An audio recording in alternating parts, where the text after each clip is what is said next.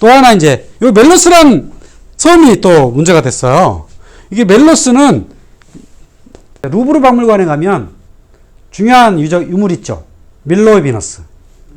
밀로의 비너스가 이 밀로 섬에서 나온 비너스란 뜻이에요. 이게 멜로스 섬이에요.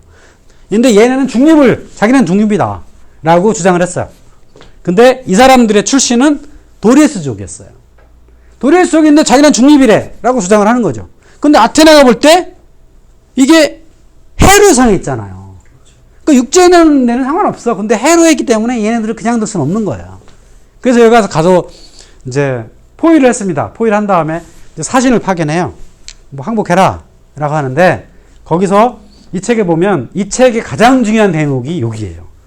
그 아테네 사신과 그 멜로스의 그 의원들 간의 대화가 이제 대화체로 쫙 있어요. 연설문체 쭉 있어요. 그러면서 막 해요. 아테네 그 사신이 항복하셔라. 너 더 이상 비전이 없다. 그랬더니 이제 멜로스 사람들은 우리는 스파르타가 도와줄 거다. 도와줄 거기 때문에 항복 안 하겠다 했더니 아테네 사신 뭐라 하냐면 스파르타인들은 자기네가 이익이 되는 건 다 좋다고 얘기하지만 자기가 이익이 되지 않은 건 절대 무시한다. 그러니까 스파르타의 도움을 기대하지 마라 라고 얘기합니다. 그랬더니 이 사람 멜로스 사람들은 아니다. 분명히 우리 동족이기 때문에 도와줄 거다 라고 해가지고 이제 저항을 하죠. 그랬다가 뭐 며칠 싸워보지도 못하고 이제 아우타고 포위됩니다. 항복. 그래서 다 패하죠. 그러고 나서 여기가 대표적으로 남자들 다 죽여버리고 여자 애들은 팔아버리고 무인도를 만들어버려요. 그러고 나서 아테네인 500명이 가가지고 자기네 땅을 만드는.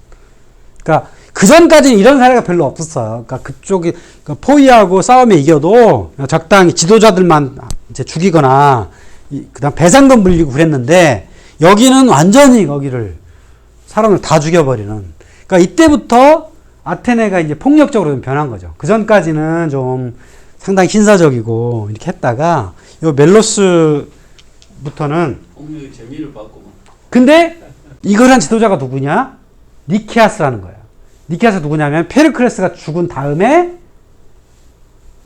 사령관이 된. 그러니까 페르클레스 때는 절대 그렇게 안 했다는 거예요. 상당히 신사적이고 뭔가 이렇게 아무리 패했어도 배상금 물렸지 다 죽이고 다 노예를 팔고 그렇지는 않았다는 거예요.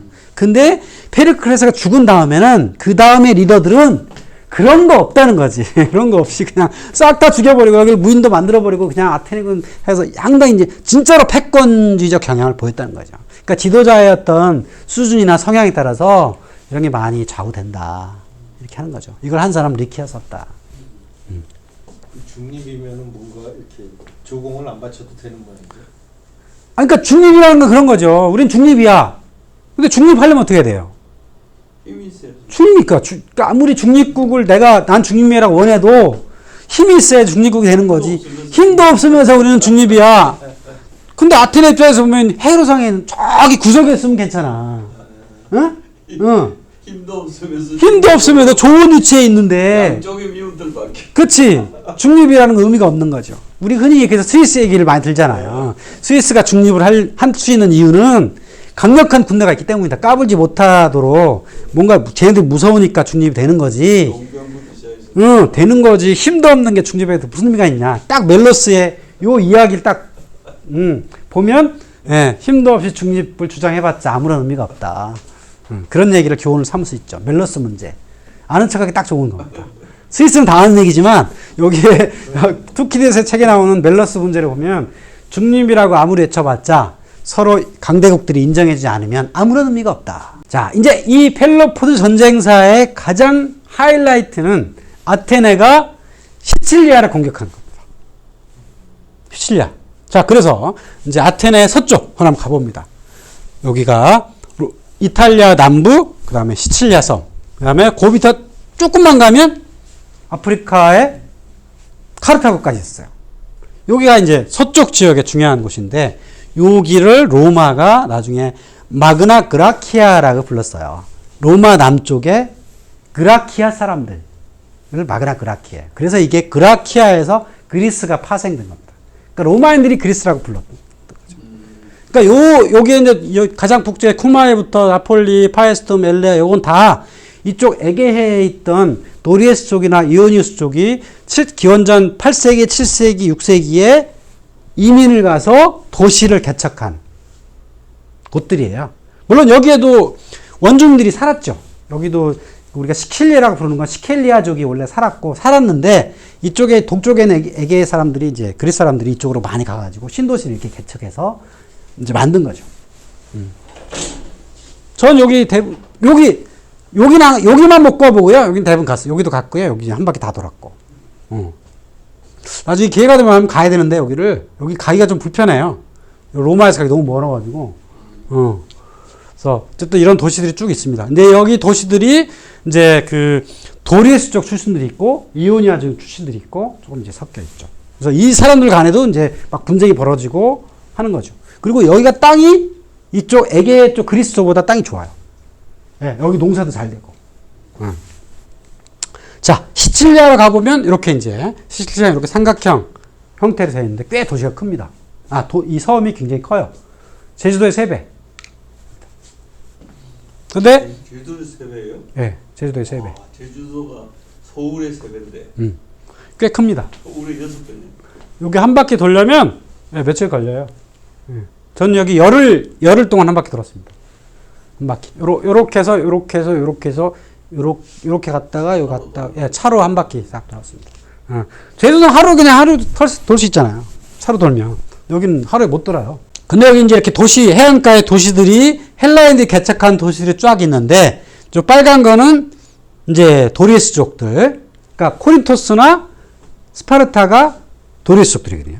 가서 이제 개척한 땅들이고 여기 이제 파란 것들 카타네와 낙소스는 이오니아 쪽 사람들이 가서 개척한 도시들.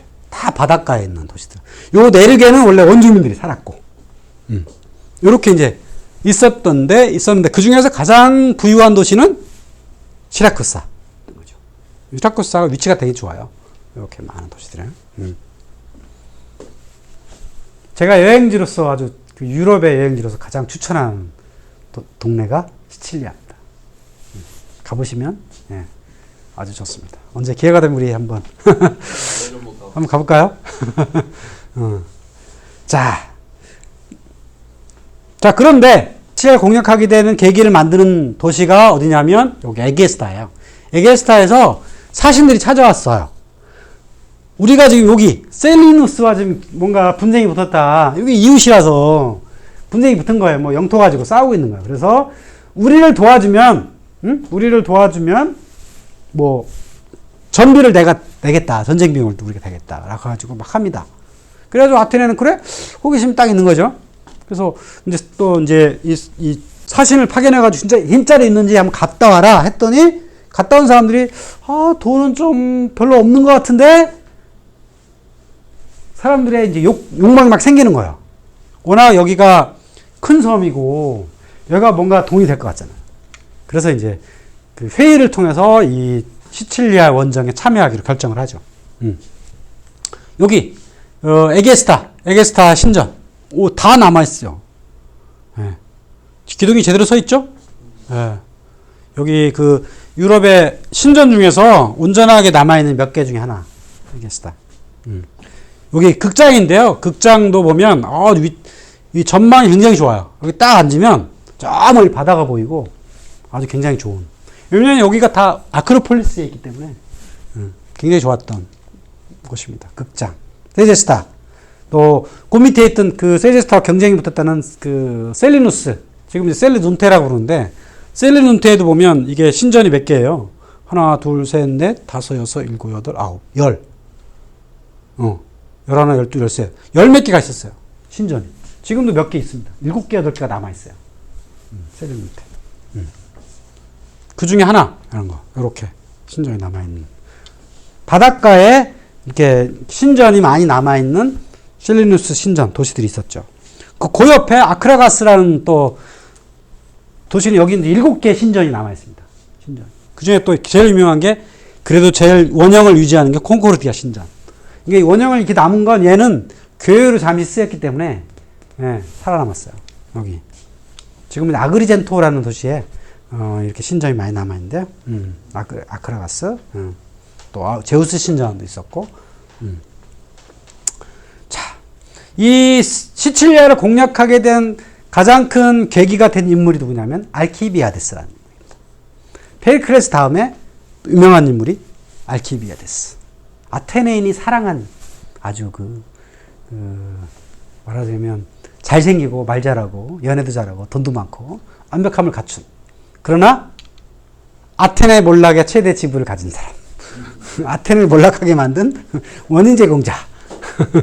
아테네인들이 사랑했으나 나라를 망하게 한 원인 제공자다. 소크라테스의 제자였고, 소크라테스랑 아마 연인 관계였다는 썰도 있습니다. 아, 여자예요? 아, 남자예요. 옛날에 이 사람들이 헬라스의 그 동성애 관계는 나이 먹은 아저씨와 한 15살부터 20살까지의 어린 청년과의 그게 플라토닉 러브예요. 그게 플라토닉 러브입니다. 동성애. 이런 관계가 굉장히 많았죠.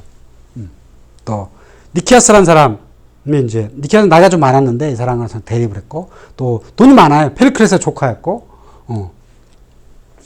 나중에 이제 시라크스 원정대 사령관이 됐다가 쫓겨나가지고 라케다이몬에 망명을 합니다. 그러고 나서 이제 시라크스가 도움을 주고, 라케다이몬에 망명해가지고 그 라케다이몬의 왕비랑 바람이 났다기보다는 왕비를 임신을 시키죠.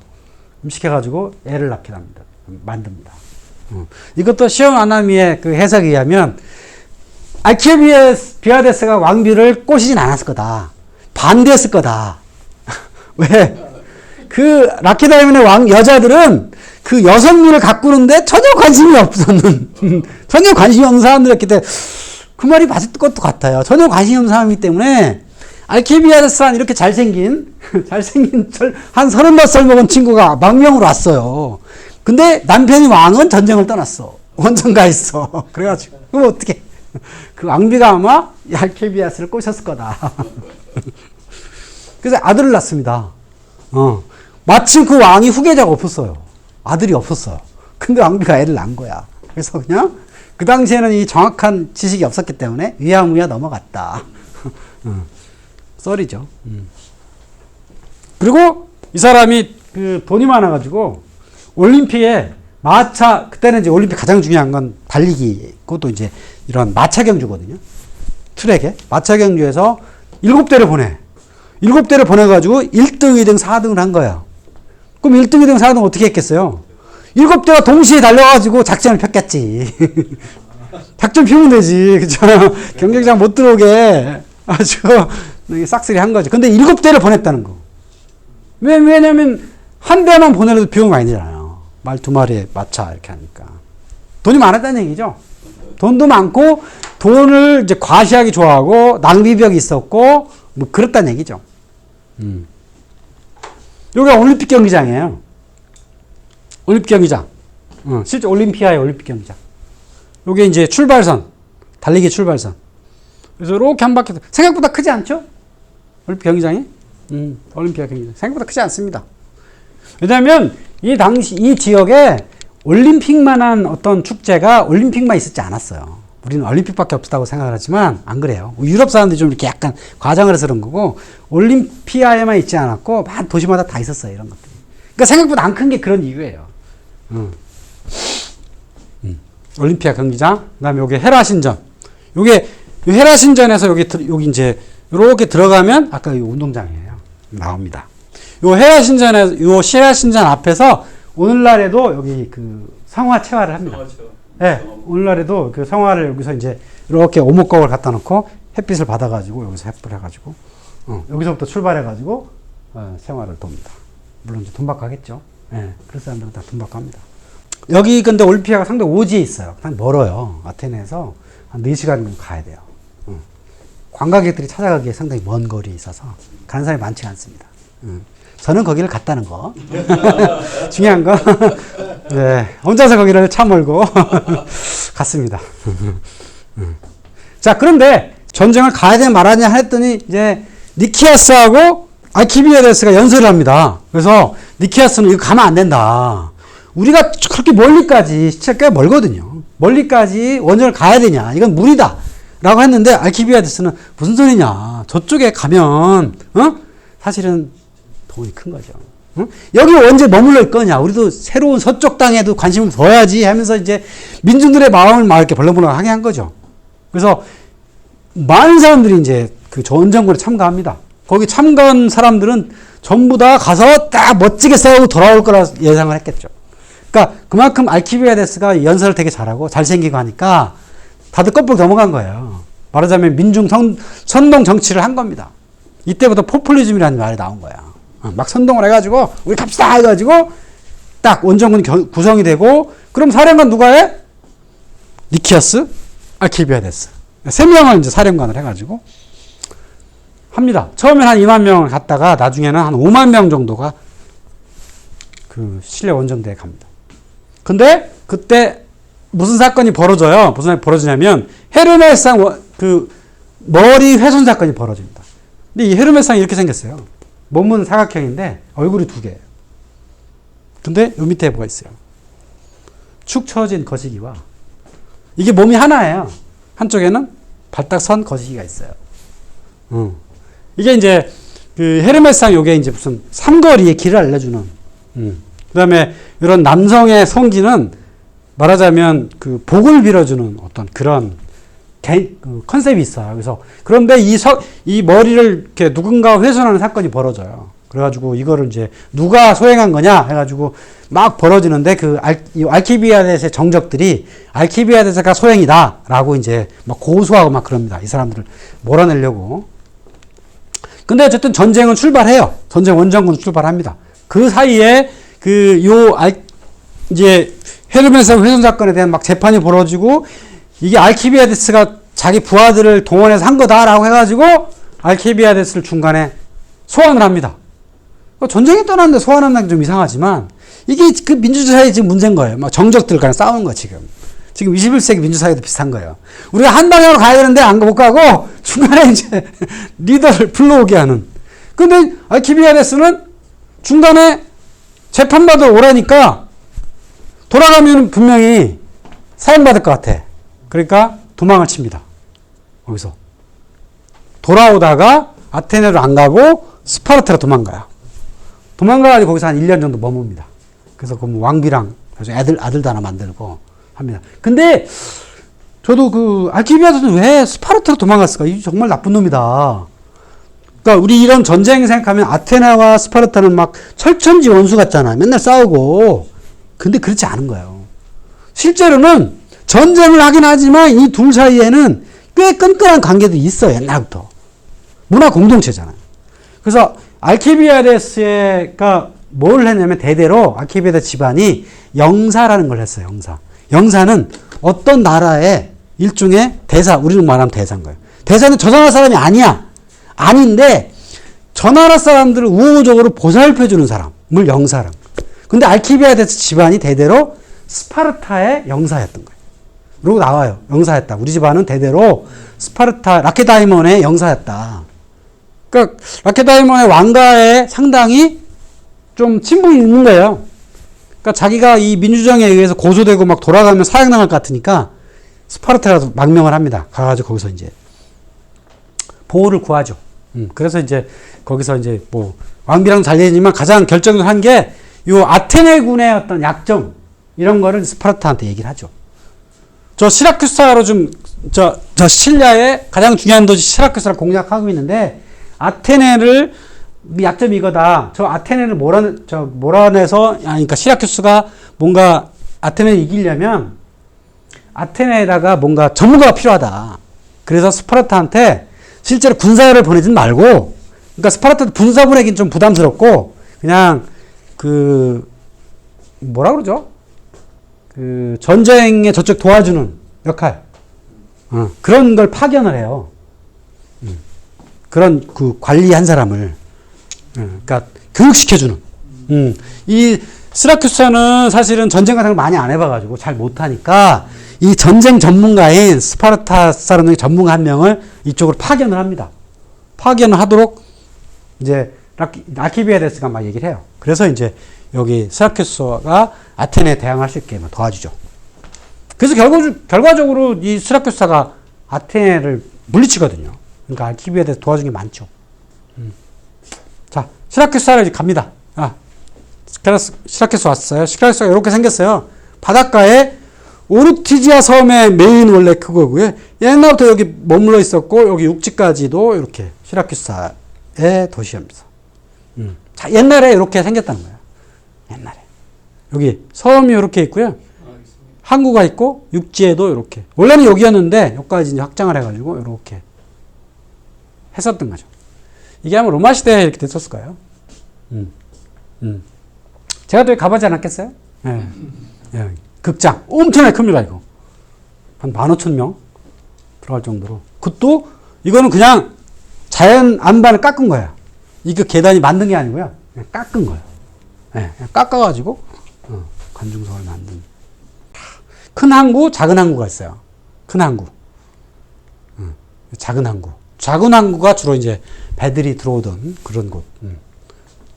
또 시라쿠스에서 가장 중요한 그 사람들이 많이 가는 게 디오니시오스의 귀. 귀처럼 생겼죠. 디오니시오스가 누구냐면 당시에 그러니까 아테네 다음에 로마 그 사이에 있었던 참조에 여기 지도자. 그러니까 디오니시오스가 있었는데 그 사람이 귀다라고 붙인 거예요. 근데 이게 동굴인데 자연 동굴이 아니에요. 사람들이 다 판 거예요. 요 대리석을 캐낸 거야. 일부러 굴을 뚫은 게 아니고요.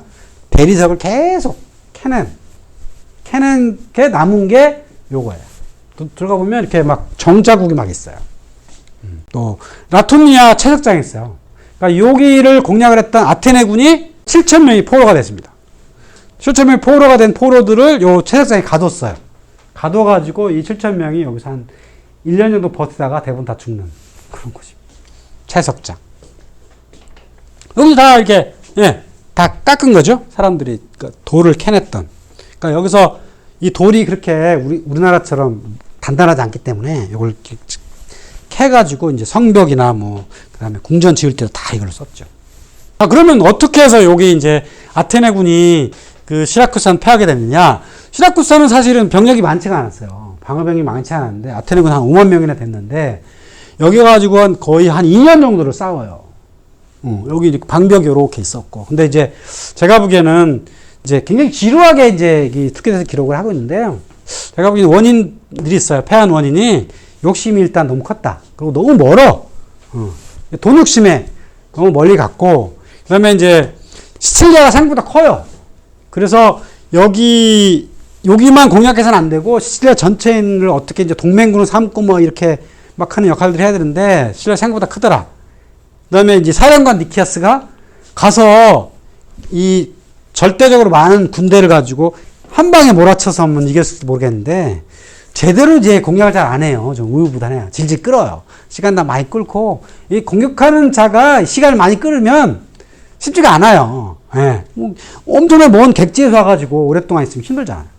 그래서 우유부단하면 크고 그리고 나중에 이제 한 1년쯤 지난 다음에 아까 알케비아에서 조언을 해가지고 우리 이제 전문가 하나 파견해라 해가지고 이제 귤리포스라는 사람이 가서 여기 가서 시칠리아의 군대를 이 방어군을 다 조직을 다시 합니다.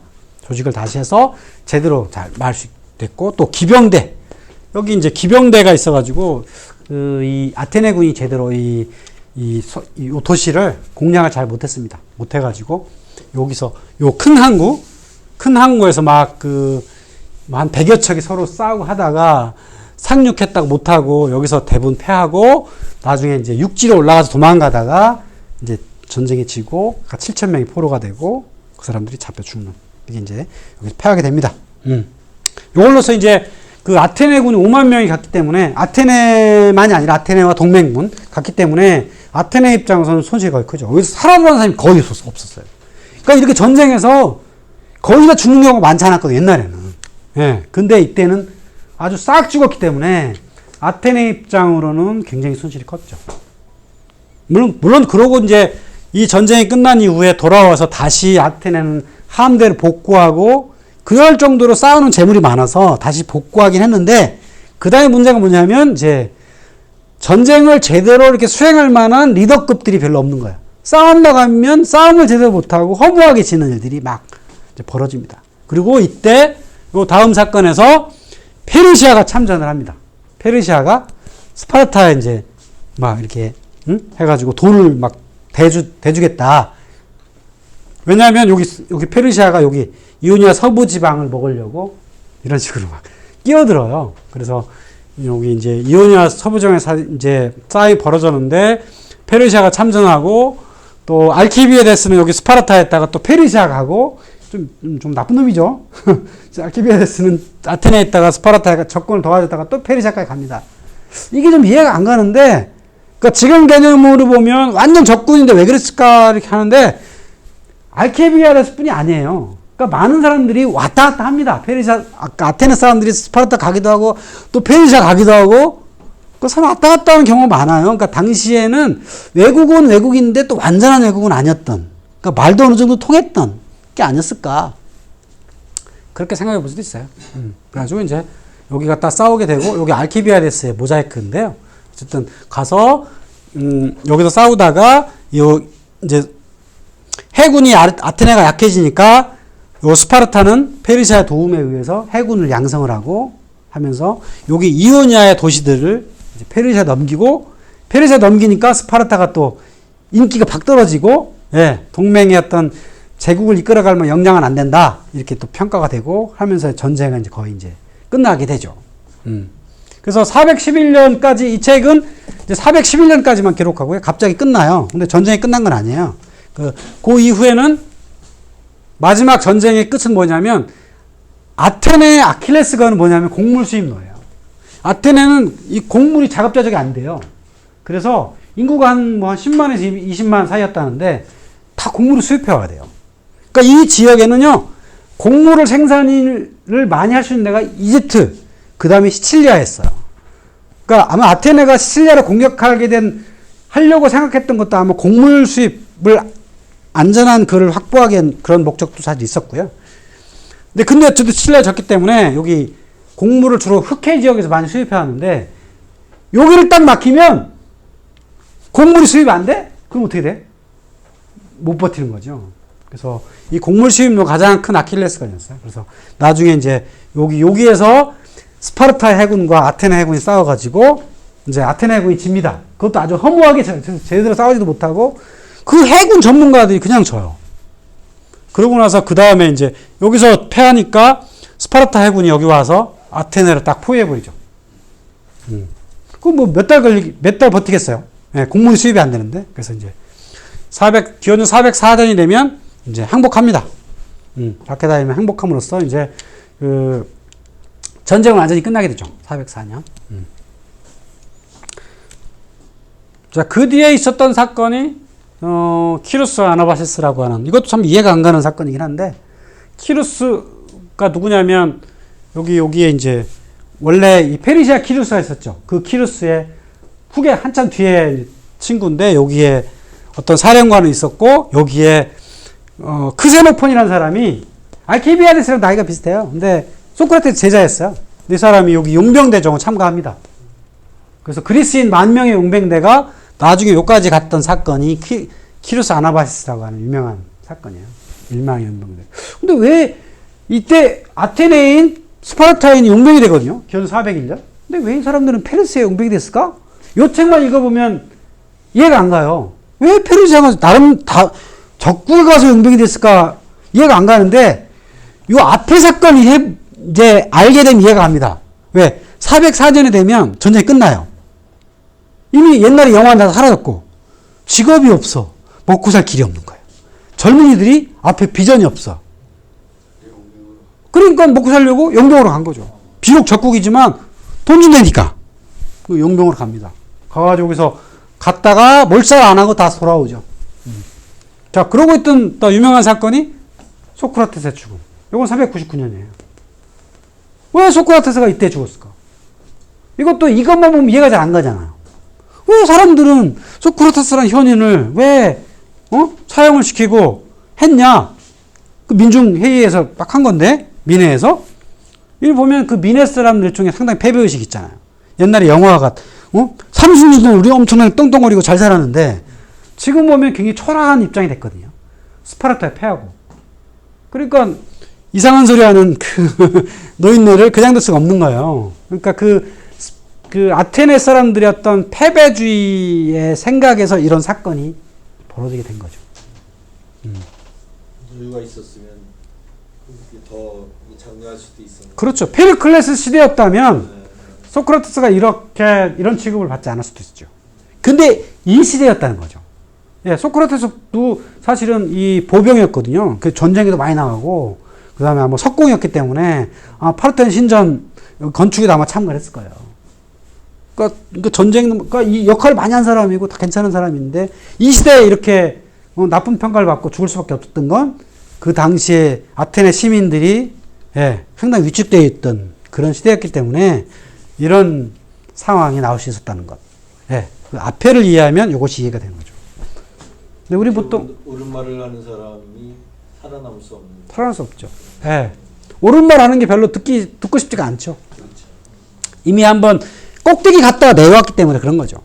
그러니까 그러니까 지금 우리가 못 살아도 올라가는 상황이면 상당히 마음이 여유도 있고 뭔가 하는데 여기 위에 있다가 내려왔기 때문에 예, 마음이 여유들이 없죠. 결국은 이제 그 404년에 전쟁이 끝나고 스파르타가 맹주가 됐는데 그럼 스파르타가 쫙 이거를 아테네처럼 할 수 있느냐? 전혀 영향이 없어요. 스파르타는 전혀 영향이 없고 그냥 내버려두죠. 내버려두고 그거를 아테네처럼 제국을 통치할 역량도 전혀 없어서 그냥 뭐 지리멸렬 하다가 나중에 스파르타가 테바에도 패하고 그러고서 한 340년쯤 되면 알렉산드르 정복이 되면서 이제 폴리스라는 체제는 없어지죠. 폴리스는 뭐냐면 정치 체제를 수술하는 거, 이게 폴리스거든요. 그게 정치는 싹 사라지죠. 그냥 하나의 그냥 오늘날 생각하는 도시 정도로 남아있는 거죠. 남아있게 된 거죠. 그때쯤 되면. 요때가 플라톤 시절이에요. 그러니까 우리가 플라톤 철학도 이해하려면 패배주의가 만연했던 시대라는 거예요. 그러니까 플라톤은 그렇게 박지가 않아요. 예. 그러니까 정치의 환멸. 그러니까 민주정치에 상당히 환멸을 갖게 되고요. 예. 그래서 플라톤도 정치를 현인들이 해야 된다. 철인이 해야 된다고 주장한 것도 이미 그 앞에 그 알키비아데스와 니키아스와 이런 리더들이 잘 못 걸어갔던 이걸 다 봤기 때문에 그래서 나라가 망했던 걸 봤기 때문에 정치가 어떻게 되냐 이런 것들을 다 생각하게 되고 패배라는 게 누구한테 패배한 거예요? 어떤 패배? 누구한테? 이거요? 이거 스파르타가 테베한테. 그러니까 요전까지는 스파르타가 맹주를 역할을 하다가 사실 테바이가 같은 동맹이었거든요. 그러다가 이제 테바이에 또 패하죠. 그럼 또 테바이가 또 맹주가 되냐? 여기도 또 능력이 없어요. 전쟁에만 이겼지. 능력이 없고 이렇게 그냥 지리멸렬 하다가 이때쯤 되면 이제 완전히 다 정치 세력들이 사라지는. 그나마 이 지역에서는 아테네가 통치 영향이 좀 있었죠. 제국을 다스릴 만한 능력은 사실은 아테네만 있었는데 그것이 이제 스파르타와의 그 오랜 기간의 전쟁을 통해서 그런 영향들이 다 사라지고 예, 그냥 도시적으로 남아있다가 나중에 알렉산드로스가 하면서 이때는 이제 도시의 영향은 다 사라지고 이제 제국의 어떤 그 정치 체제로 바뀌는 이런 시대가 되었던 겁니다.